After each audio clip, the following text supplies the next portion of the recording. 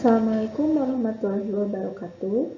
Selamat pagi Ibu Novi selaku dosen pengampu mata kuliah rancangan penelitian yang saya hormati. Perkenalkan, nama saya Sri Deniati Roslina dengan nomor induk mahasiswa 2512C4001 dari program studi S1 Kimia Sekolah Tinggi Analis Bakti Asih Bandung. Pada kesempatan ini, saya akan mempresentasikan proposal penelitian saya yang berjudul Analisis Perbedaan Kadar Tanin pada Daun Teh Hijau dan Daun Teh Hitam menggunakan metode spektrofotometri UV-Vis. Baik, saya mulai, Bu.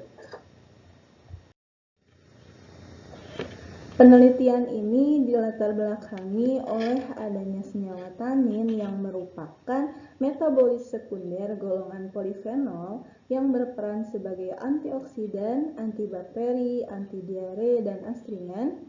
Tanin juga berkontribusi terhadap rasa sepat pada teh. Nah, teh merupakan salah satu bahan yang mengandung senyawa polifenol termasuk tanin. Kandungan tanin pada teh juga berkontribusi terhadap karakteristik maupun rasa dan juga warna seduhan. Nah, teh hitam dan juga teh hijau. Keduanya berasal dari Camellia sinensis, tetapi proses pengolahannya berbeda. Teh hijau segera dipanaskan untuk menginaktivasi polifenol oksidase, sedangkan teh hitam mengalami oksidasi enzimatis atau fermentasi. Nah, oleh karena itu, dilakukanlah analisis untuk mengetahui kadar tanin pada teh hitam dan juga teh hijau. Jadi perbedaan pengolahan ini tuh diduga mempengaruhi kandungan tanin, yang mana spektrofotometri UV-Vis ini dipilih karena relatif sederhana, cepat, sensitif, dan dapat memberikan hasil kuantitatif melalui kurva kalibrasi. Selanjutnya, untuk memperkuat penelitian ini, saya melakukan kajian terhadap beberapa penelitian tertentu. Berdasarkan penelitian terdahulu, terdapat beberapa penelitian yang berkaitan dengan analisis kadar tanin menggunakan spektrofotometri UV-Vis. Yang mana di sini ada penelitian Wijayanti dan juga rekan-rekannya pada tahun 2021 tentang teh hitam kering menggunakan spektrofotometri UV-Vis ditambah reaksi Volin-Denis dan juga menggunakan asam tanat menentukan kadar tanin pada beberapa sampel. Kemudian ada penelitiannya Yani dan juga kawan-kawannya pada tahun 2025 yang mana di sampel teh hijau menggunakan spektrofotometri UV-Vis juga menunjukkan metode pengolahan atau penyajian yang mempengaruhi kadar tanin. Kemudian di sini ada juga penelitian Krishna pada tahun 2025 membandingkan beberapa teh hijau dan teh hitam menggunakan spektrofotometri UV-Vis dan DPPH ditemukan perbedaan kadar tanin. Nah, temuan umumnya ini tuh spektrofotometri UV-Vis banyak digunakan untuk analisis tanin. Kadar tanin dipengaruhi jenis bahan dan proses pengolahan. Kemudian teh hijau cenderung mempertahankan lebih banyak katekin karena tidak mengalami atau tidak melalui oksidasi enzimatis seperti teh hitam. Nah, kemudian dari penelitian tersebut dapat diketahui bahwa metode spektrofotometri UV-Vis ini sudah banyak digunakan untuk analisis tanin, namun penelitian yang menjadi fokus saya adalah membandingkan kadar tanin pada teh hijau dan juga teh hitam, kemudian dianalisis menggunakan prosedur yang sama, gitu. Kemudian untuk research gap dan kebahagiaannya, penelitian saya terletak pada fokus perbandingan kadar tanin berdasarkan perbedaan proses pengolahan teh dengan mengurangi pengaruh perbedaan lokasi dan juga bahan baku. Jadi teh yang saya gunakan di sini itu maupun teh baik secara teh hitam maupun teh hijau dari lokasi yang sama. Begitu.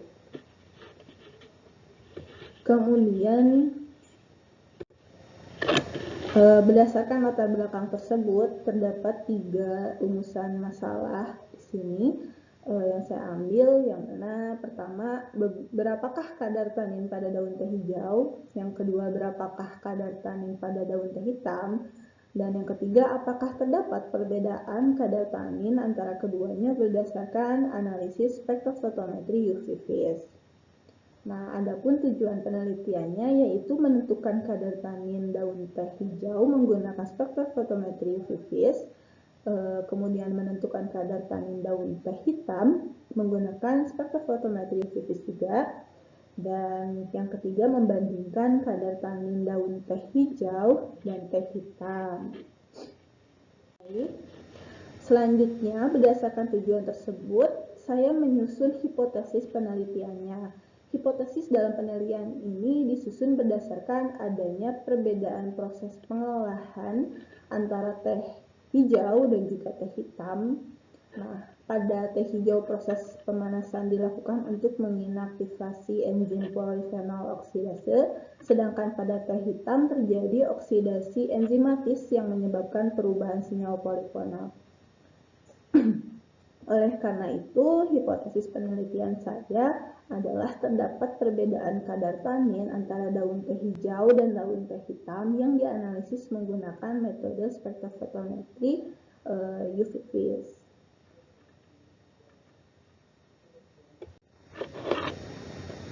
Nah, kemudian untuk kerangka pemikiran penelitian ini dimulai dari tanaman Camellia sinensis yang diolah menjadi teh hijau maupun teh hitam.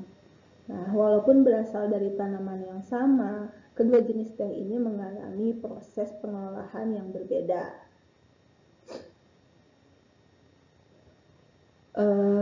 Perbedaan proses tersebut dapat menyebabkan perbedaan komposisi senyawa polifenol khususnya pada tanin.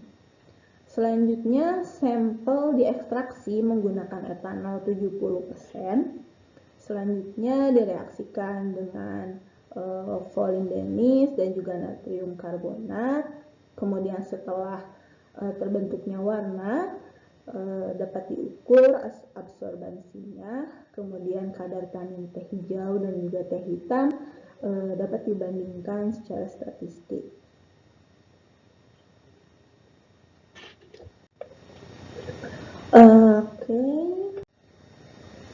Kemudian penelitian ini merupakan penelitian kuantitatif dengan metode pra-eksperimen atau pre-eksperimental design. Nah, di sini pun ada desain statistik grup comparison, dua kelompok sampel dibandingkan tanpa perlakuan maupun cerita sebelumnya. Nah, kemudian lokasi yang saya ambil ini tuh di Pusat Penelitian Teh dan Kina, Gambung, Kabupaten Bandung, Jawa Barat.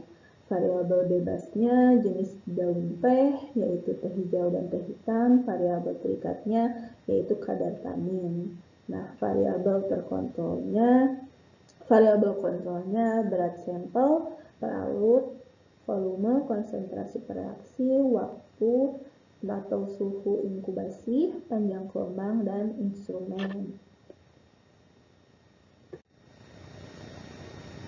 Nah, kemudian di sini ada alat dan juga bahan yang digunakan pada saat penelitian, yang mana alat utama di sini ada spektrofotometer UV vis, kemudian timbangan analitik, blender, dan juga ayakan 60 mesh, oven, gelas beker, gelas ukur, labu ukur, layer, pipet volumetrik, mikropipet, pipet tetes, kemudian ada corong kaca dan juga kertas saring Letma nomor 1, serta ada kuvet dan juga hot serta stopwatch untuk mengukur waktu.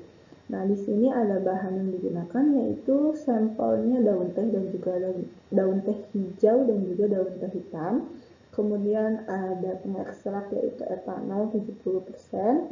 Kemudian ada aquades, reaksinya menggunakan volin denis, kemudian natrium karbonat 7,5%, dan juga ada asam tanat sebagai larutan standar.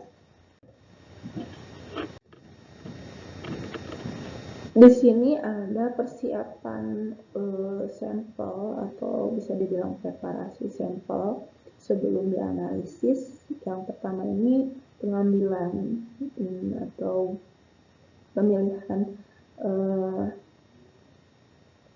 sampel teh hitam dan juga teh hijau dari ketika gabung. Kemudian pembersihan yaitu penghilangan kotoran yang menempel bila ada. Kemudian dilakukan pengeringan. Nah, dikeringkan hingga kadar airnya rendah. Kemudian setelah dikeringkan ini ada penghalusan, yang mana penghalusan itu bisa menggunakan blender. Nah, kemudian diayak agar permukaannya sama, agar homogen, kemudian disimpan dalam wadah yang tertutup. Nah, di sini ada metode penelitian yang mana tahap penelitiannya dimulai dengan proses ekstraksi, yang mana 1 gram serbuk atau sampel ditambahkan 100 ml etanol 70%, kemudian dimaserasi selama 24 jam, kemudian disaring. Nah, setelah dimaserasi, ekstrak disaringnya itu menggunakan saringan Wettmann nomor 1. Selanjutnya dibuat larutan standar sebanyak 100 mg asam tanat, kemudian dilarutkan sampai volume 100 ml, sehingga diperolehlah larutan induknya 1000 ppm. Kemudian larutan tersebut diencerkan menjadi konsentrasi yang diinginkan, yaitu 20, 40, 60, 80, dan juga 100 ppm.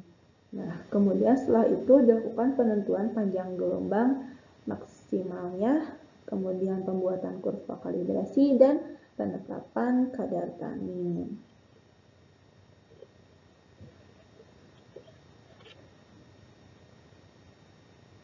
Untuk sampelnya itu ditambah setelah diekstrak ditambahkan atau direaksikan dengan volin denis, dan juga ditambah natrium karbonat, dan juga setelah itu baru diinkubasi selama kurang lebih 30 menit sampai warnanya stabil atau warnanya muncul, baru bisa diukur. Dan semuanya dilakukan sama perlakuannya, baik itu standar maupun sampel.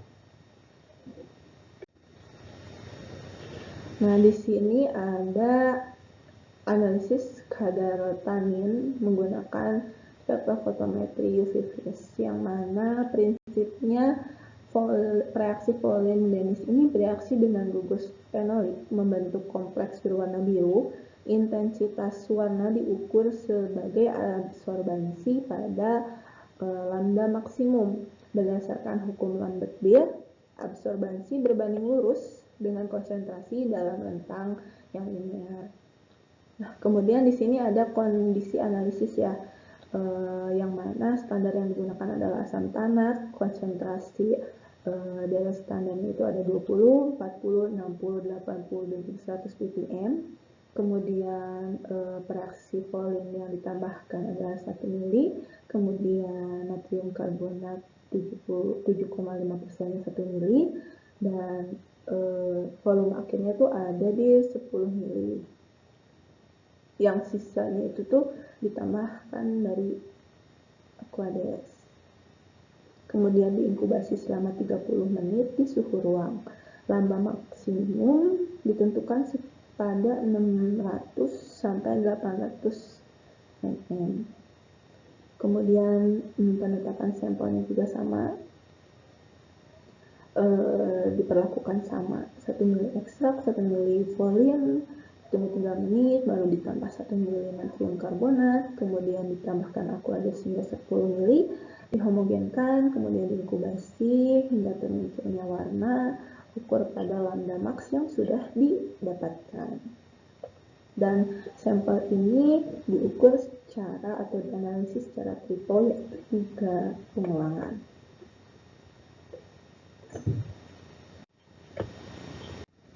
Selanjutnya, untuk pengolahan dan juga analisis data, awal mula data yang diperoleh dari spektrofotometer itu berupa nilai absorbansi. Data absorbansi larutan standar dibuat kurva kalibrasi antara konsentrasi dan absorbansi sehingga diperolehlah persamaan radiasi linear. Konsentrasi sampel diperoleh dari persamaan radiasi tersebut, kemudian dapat dikonversi menjadi kadar tanin sehingga kadar tanin dapat diketahui.